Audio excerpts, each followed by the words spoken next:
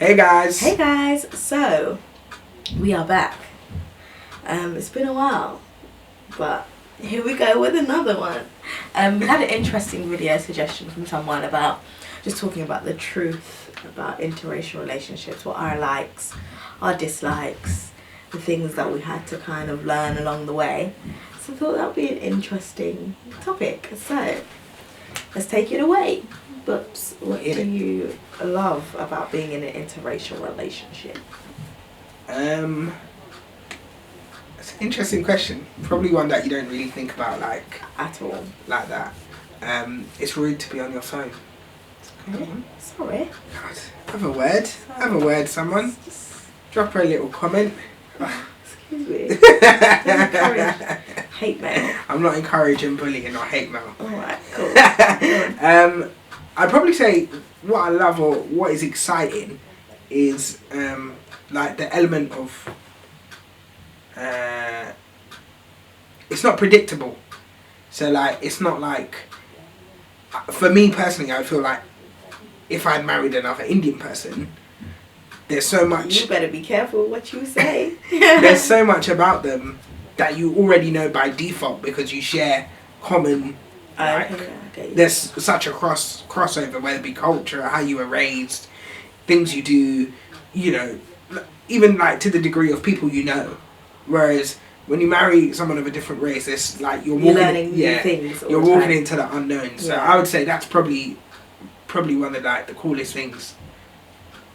I think one of the coolest things is, I guess, just having another culture or way of life. So you see a different perspective from your own. Yeah.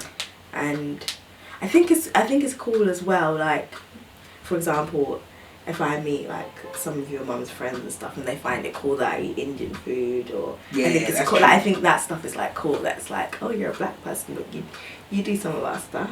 Yeah. I find that makes me feel good about my life. That's true. So, to be fair, I get the same. Like if I go to a Ghanaian restaurant and I'm like, yeah, you know, I'm on some wachi with some and shit. He knows the stuff. He knows the combos now. Give me some gari, and they'll be looking at me like, you know the stuff.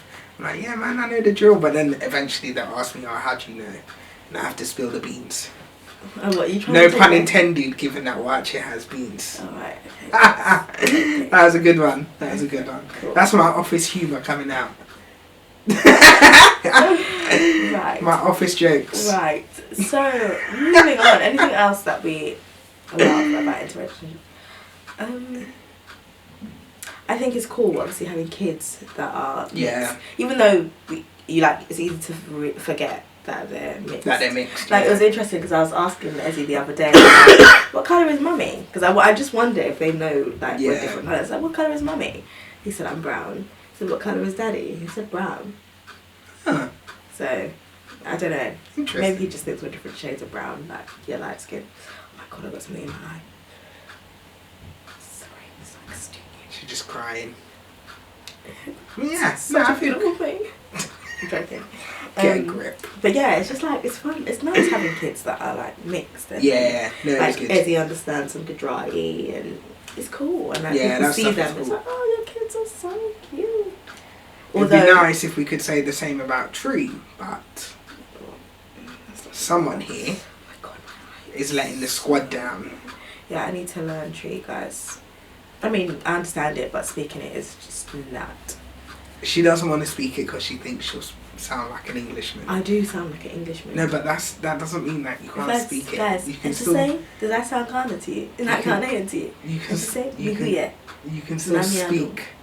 Yeah, I'm speaking it now. Yeah, so you can speak it to him so that he can then speak it. Yeah, but it's not. He can even understand it. I'm not a legit enough person to teach him, but I need to learn. She's letting the squad down. But then to be honest, that's a good thing about being in an interracial relationship, because I feel like there is pressure on me to know my culture and then learn my language. So it's not like my kids don't know both sides. So that's the good thing as well. It does help you to discover stuff and push you to be like, no, I need to understand why I do certain things. So yeah, I think that's cool. And there's 2 places to go to now in terms of countries. Yeah, that's true. Explore India, explore Ghana. We still need to go to India together as a family. Yeah. But Yeah, that's a good thing. Sorry, am I rambling? Just a little bit. Sorry. That's alright. It's normally me that's the talker. But I got a lot to say, guys. It's been a long time. What would you say? Some of the drawbacks is probably not the right term. Some of the hardships. Yeah. You can go first. I went first on my. Oh no! I didn't have time to think because I was rambling. So you go. Oh, sorry. Another thing. Someone said we should do a video on what we cook, and what we eat, but. Just breaking up my thought process. I was getting ready to land. Oh, sorry. Okay, you landed. Yeah. So I was saying, because we were talking about culture, it's probably a good one to speak about. It was like sometimes you can get, or sometimes people can assume that you're like culture confused, or you're like you don't know what you're doing because it's like you're doing a bit of both, and then you could seem that you're doing more of one than you're doing the other, so they'll feel like, oh, you've abandoned one. Yeah, that's true. And you're taking on the other. You tend to get that a lot, and that's it's quite hard. annoying, it's quite hard. Yeah, I remember when I had when we had two kids in quick succession. Someone said to me like, oh, you know, do you need to have a chat? Are you Sometimes you did tell me this. Yeah, I mean, I'm sure I've told you, but you probably won't remember. But they're like, oh, you know, like, are you having kids quickly because it's like a cultural thing to them to have kids quickly? Because Africans have a lot of kids. Is that what you're saying? So they were asking me, was I being pressured into having kids? And in my head, I was thinking like what? Like, what even makes you? What makes you like? What grants you the right to comment on my comment or be even like. Get to the position where you can feel like you can come and ask me about it, or like it's just quite an intrusive question. And it's like, again, it's because people have formed an opinion based on the life you're living as to whether that's a reflection of how it should be done compared to how you're doing it. And then so you just get a lot of that. It can be quite toxic, and people like to think that they're doing it from like a good place because they want you to embrace both sides, but actually they're doing it from a place of Judgment, yeah. Judgment is the right word. It's like, it's not what I would do, so why are you doing that? Or it's not what we generally do as a culture, so why are you doing that? And another thing they will drop to you is, oh, if I was in your position, I would do this. But the truth is, you're not in my position. And you probably never would be. And you probably won't be. You wouldn't ever be. So you've not gone through the thing, so you haven't experienced half the things we have to then be able to say, oh yeah, it's like saying, oh, if I was a pilot, this is how I would drive a plane or fly a plane. I'm not a pilot. I'm not trained to be a pilot. I don't know anything about planes. Don't know anything about planes, apart from they have wings and engines. I'm scared of flying. I'm scared of flying. So actually, I can't make that call. Yeah. Right? It's meaningless. I think another thing on that note that you said... That was a bit of a rant, but yeah. No, but another thing on that note is that a lot of people will say to you, oh, you're a sellout because you don't like black guys. Is that... I mean, it's not really... and on that note as well, I think with a lot of interracial couples, people just assume that, oh, that person's type is that race. But it's not necessarily about the fact that Amit is Indian. I mean, even though that is part of him. But it's more about the person. That's who I fell in love with. That sounds so cheap. That's a bit cringe. I know, but it's cute. I'm sorry. Keep that cringe. But yeah, so I think... Watch the makeups, please. So yeah, I think that is hard to take in when people just like, oh, you sold out in your culture, or you know, like black people. It's not like that at all. At all. I still love my black people. I still celebrate black love, even though this isn't black love. This is what coloured love. Nah, it's true. It's true. So yeah, I think that is hard. Yeah, that is tough. Anything else that springs to mind about what is tough? No, I'd say that's probably like the biggest. I think, sorry, this is a specific one to our situation. Oh, I have another one actually. Is generally in the Indian culture, the woman becomes a part of the man's household, right? And then generally you'd be living with your parents. So for me, I think that's what I found hard in the beginning, living with in-laws, because it's kind of like you're learning to live with your spouse. And then you learn to live with like another person too. Yeah. And like learning their ways. So that is quite hard, but then it has its benefits. Like everyone's jealous because I've got free childcare. No, it's not free because I mean the kids still go to nursery, but you know there's always someone there to help. It's like an extra pair of hands, which to be honest, when you become a parent is a godsend. So, but yeah, I think that is hard. So for someone that maybe is entering into this and you're probably entering into a very traditional Indian family, you might find that a bit tricky, especially if you don't necessarily have nice in-laws. But I'm lucky that I do, so it's not. Honestly, some people. If you guys watch some of the Bollywood, it's true. The dramas is too much. Yeah, it's the other thing. What was I going to say? I was going to say about going to events, because it's always a bit funny because we went to a funeral recently, and like I know that when you go in a Ghanaian funeral, how you have to greet and like how the atmosphere is. Did you greet yesterday? No, I didn't actually, and I realised when I went in, because I wanted to greet with Michelle, but she had gone in already because I went to park. But I know that as soon as I walk in, the person who leads you to greet is always a bit like, oh, does this guy know what he's doing? Yeah. Is he gonna come and embarrass me if I like lead him around, or let me just not approach him and I'll just like, because if you don't go in and you don't know who the person leading you to greet is, you're just a bit like, oh, okay, I guess I won't greet. But, so yeah, you always get like those intricacies where it's a bit like, especially when you're the only person of that race in that setting. Race, yeah.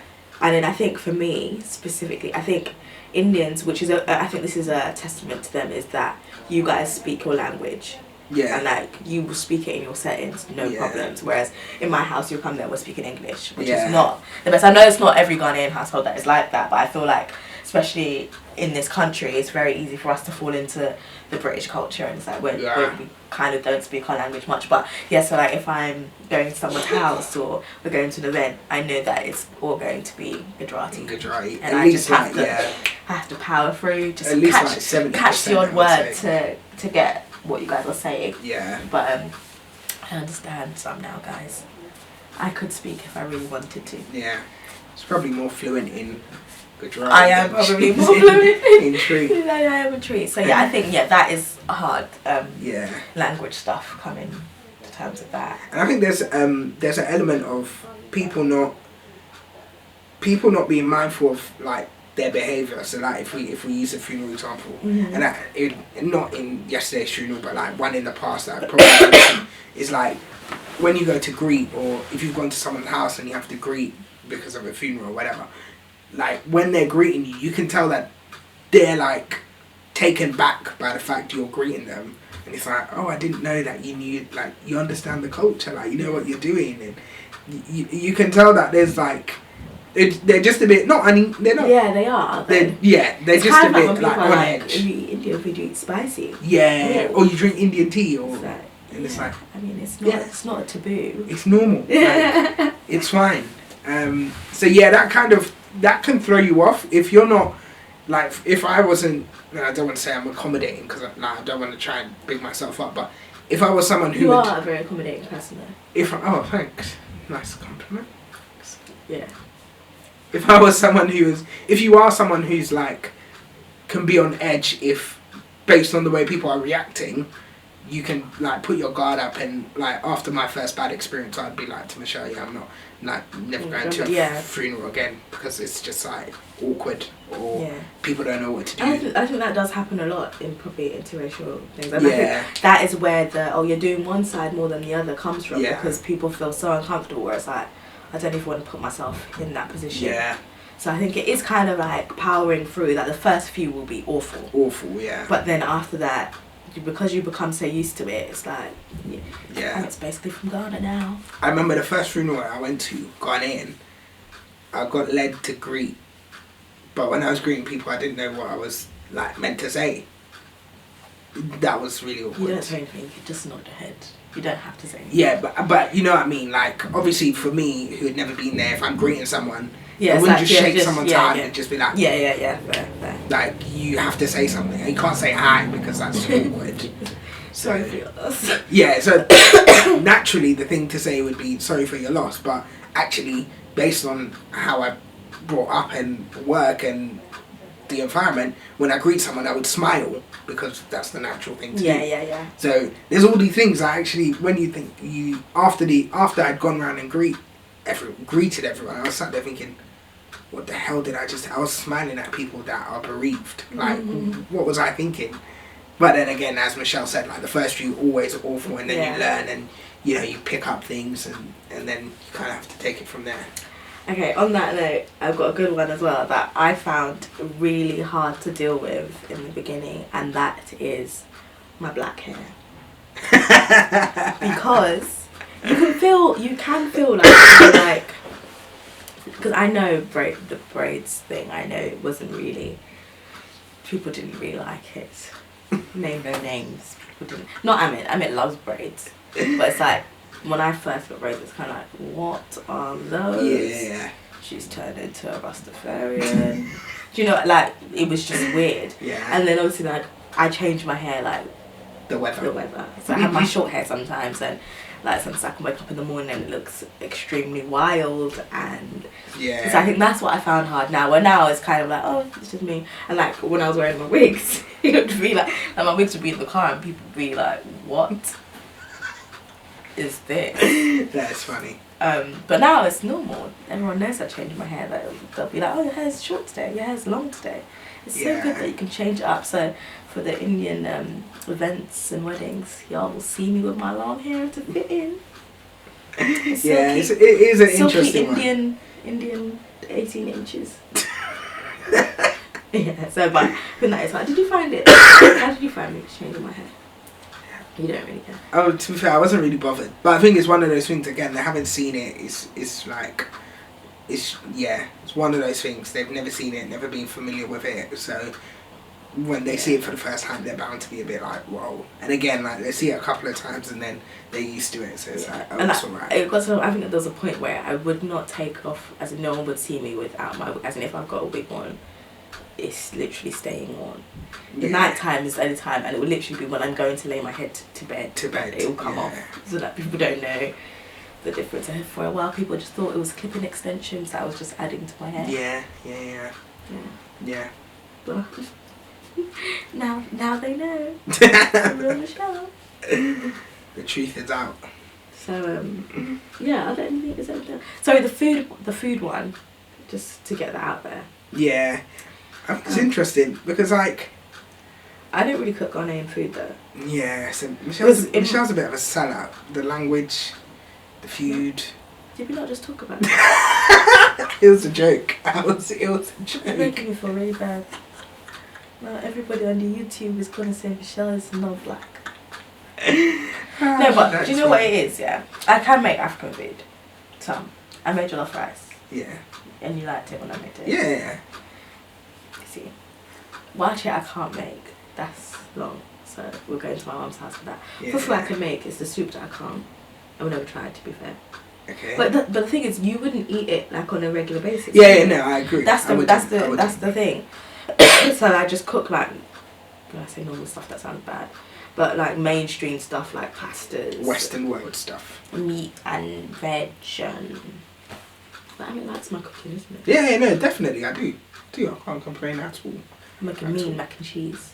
Yeah, it's loud with the breadcrumbs. Delicious. Indian food, I can actually make the meat stuff. I haven't tried to make veg, which I do need to learn. But I can make a good lamb curry. I made a prawn curry from scratch. Yeah, that was good. But yeah, I think like in terms of food, it's never really been a big issue for us. Yeah. Because it's never like, oh, you know, I'm like a strict Indian guy who can only eat Indian Monday to Friday, and I only eat something different on Saturday, Sundays. I don't know what I would have done if you were actually veggie. Yeah, that probably would have been quite difficult. I don't know what I would have done. That would have been not that I'm against being vegetarian, but I just think because I'm so used to having meat in my life, it would have been like crazy. I think the expectations set though, like for example, if it was the other way around, let's say hypothetically speaking, Michelle was an Indian woman marrying a Ghanaian guy or a black guy, and you have this like, you hear often that, oh, you know, they'll say, oh, my son, like, you know, Ghanaian son, he used to like eat like African food. He used to love like African food every day. Since he got married, his wife can't make it. So there's that kind of element to where there's such a big expectation because of what the guy did before being married. But I think for me, like, my mum knew that it wasn't every day that I was eating Indian food. Yeah, probably the majority of the week, but actually there would be chunks of time where I wouldn't eat Indian food. So it wasn't abnormal to her, or she wouldn't have that expectation of when I got married, my wife would have to be able to cook it. Otherwise, my mum would look at her and be like, oh, you're not fit for the job because you can't cook. You can't cook like the meals that he would normally eat. It's just one of them things where you have to be able to cook. That's it. The bottom line, you have to be able to cook. If you don't cook, every day you are eating out, your son is starving. You can't do that. Yeah. You can't. It's frowned upon. You have to be able to cook something. Yeah. Like, other than that, then yeah, you're not on job. It's also like managing expectations. Yeah, because definitely. If I know that Michelle can't cook a dish, I can't be like Ragga and be like, oh my god, like I've really wanted a I'm surprised chicken you've never tikka done masala that. and Michelle can't cook it, and I'm so annoyed. I want to go back to my mum because she can cook it, and I'm gonna go to my mum's house and create a big fuss that my wife can't cook. Like, you just can't. But do you ever feel like that? You haven't. I really feel like this. Would you make this? No, not really. But it's because I'm not a fussy eater. Yeah, true. Like, I'm just not that particular. Well, sometimes I feel like some African foods. I have to go back to my mum's house. I can go with the flow, whereas Michelle, she gets a calling from Wache or Kenke. A calling? Yeah. I haven't had Kenke in so long. Actually. I was thinking actually you haven't had it in a while. I'm trying to be healthier. Kenke is not. It's not healthy at all. So, but that would actually be a good shout after a holiday. This is true. I'll be back on the Kenke. Oh, guys, like when I was pregnant was it with Ezzy? I was eating Kenke like nearly every day. I'm not gonna lie. My dad would get it prepared for me. She'd love it. It's a different way of being pregnant. My dad used to wait on me hand and foot when I was pregnant. So I was a queen, man. You're coming over. Oh, I'll get you some Kenke. I'll get you some corned beef. Yeah, it's true. Hey, it's true. Those were the days. But there you have it. Yes, that's our truth about interracial relationships. And I think, following on from that, which is quite good, is that we're actually doing an interracial brunch, which is just for interracial couples to come together, or even if you're not in a couple yet, or whatever, just to come together and I guess share their experiences, share their stories, learn from one another, and like just leave being inspired. So we're doing that in May. Tickets aren't on sale yet, but people can register. So we'll drop the link below if you are in London and you want to come along. It's going to be in Stratford. Yep. From 11 till 1 or 2. Yeah, so you can register on our website. Yeah, come along, guys. I think it'll be. Yeah, I'm excited for it, to be honest. Yeah. It's a bit scary, but it should be good. It'd be nice to just have like covering these topics, have people speaking on it. And like we've already had like 12 or 13 couples register, so we've already got like a really good interest. We don't want it to be like too massive. We want it to be quite like close, intimate. People like feel free to talk and be open about their story. We want to give everyone an opportunity to kind of share where they're coming from, share like their journey so far. And then just like network and continue to talk about how we can like help raise awareness, support others, and just raise the bar. Yeah. So we'll put the flyer in the video. We will put the link to where you can register below. And something quite exciting actually. We actually have an interracial family that are coming down. I believe the mum and the daughter will be coming down and talking about their experiences from both sides. So from the element of being in an interracial relationship probably about 10, 15, 20 years ago, and how, you know, the challenges they faced then, to being raised as an interracial child and some of the things that they've had to navigate through, like in terms of school or peer pressure, or like learning or embracing both cultures from the aspect of a child, and not having that kind of element of confusion, like, oh, like, what is my identity? Yeah. So yeah, it should be really good. But yeah, that is it from us, guys. Glad to be back and at it. The kids are good. We'll put a picture of the kids. They had a photo shoot at nursery. It was so cute. Really, really good. Anyone want our kids to model for them, hit us up. Hit us up. I'll get you their day rate, don't worry. I'll give you 10% discount. Yeah, if you use the YouTube code, Amit&Michelle Patel. But yeah, no, they're good. So we'll put a picture of them as well from the shoot. But yeah, thanks for watching, guys. Don't forget to comment, like, and subscribe. We hope that we can be sharing more interesting topics like this. Oh yes. In the next few weeks. But yeah. That. Yeah, it can't be next week. Alright, let's not talk anymore. Bye guys. See ya.